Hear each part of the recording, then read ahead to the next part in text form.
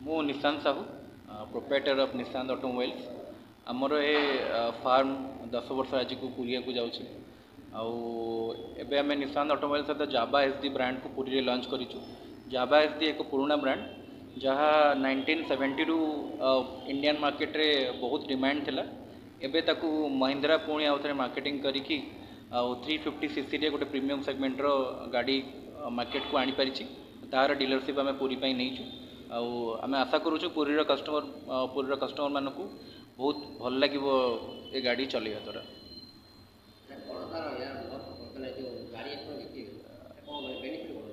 यहाँ 350cc गोटे आपंकर रेट्रो बाइक जोटा को आपन को क्रूजर फिलिंग भी दब ता सांगे गोटे स्पोर्टी लुक्स दब आपन को लॉन्ग राइड रे आपन को जो मैंने बाइकर लवर से बाइक क्रेज अच्छे।